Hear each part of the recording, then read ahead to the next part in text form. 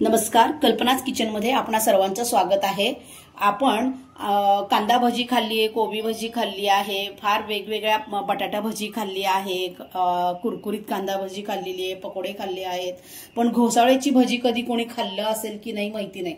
अतिशय सुंदर अशा घोसाळ्याच्या भजी तयार होतात। तर घोसाळ्याची भजी तयार करण्यासाठी आपण हा एक मध्यम आकाराचा घोसावळ घेतलेला आहे आणि त्याला लागल्यानं बेसन पीठ घेतलेलं आहे, 1 चमचा ओवा घेतलेला आहे, 1 चमचा जिरं घेतलेलं आहे, थोडीशी बारीक चिरून कोथिंबीर घेणार आहोत, चवीपुरतं 1 चमचा मीठ घेणार आहोत आणि खायचा सोडा 1 चमचा घेणार आहोत आणि 1 चमचा आपण लाल तिखट घेणार आहोत। तर आपण हे सगळं एकत्र मिश्रण करून घेणार आहोत आणि घोसाळ्याचे छोटे छोटे आपण पातळ काप करून घेणार आहोत। हे 1 चमचा मी जिरं टाकून घेते आहे, 1 चमचा ओवा टाकून घेते आहे, याच्यामध्ये 1 चमचा लाल तिखट टाकते आहे, 1 चमचा मी मीठ टाकते आहे चवीपुरतं, तसंच 1 चमचा मी खायचा सोडा टाकते आहे आणि ही बारीक कोथिंबीर चिरून घेते आणि त्याच्यामध्ये टाकून हे मी पीठ भिजवून घेणार आहे।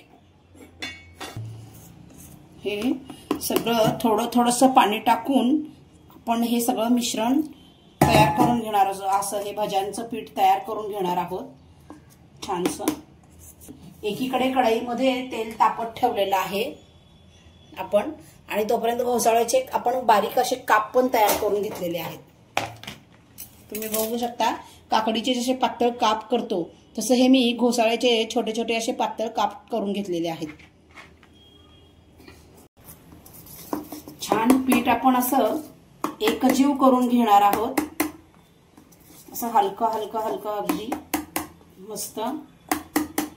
आणि कढईमध्ये तेल तापत ठेवलेलं आहे, आपलं तेल तापून तयार झालेलं आहे। तर आता आपण भजी तळून घेणार आहोत।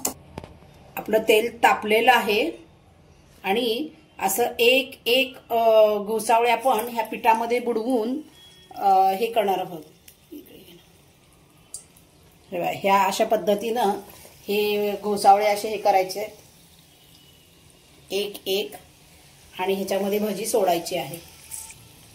हे बघा, तुम्ही बघू शकता हे साधं सिंपल आणि अतिशय सोप्या पद्धतीचे भजे आहेत।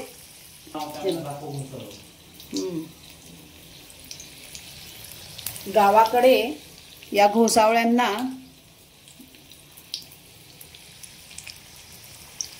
वेगवेगळ्या पद्धतीने नावं असतात, आमच्याकडे घोसावळेच म्हणतात आणि ह्याची भजी अतिशय चवीला खूप छान लागतात। ती तळून वर येत आहेत भजी आपली।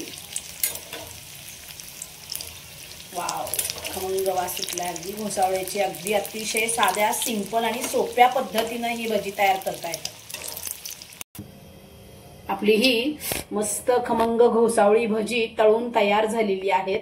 तुम्ही बघू शकता कलर पण खूप छान आलाय घोसावळे भजीचा आणि ही टेस्टला पण खूप छान लागते।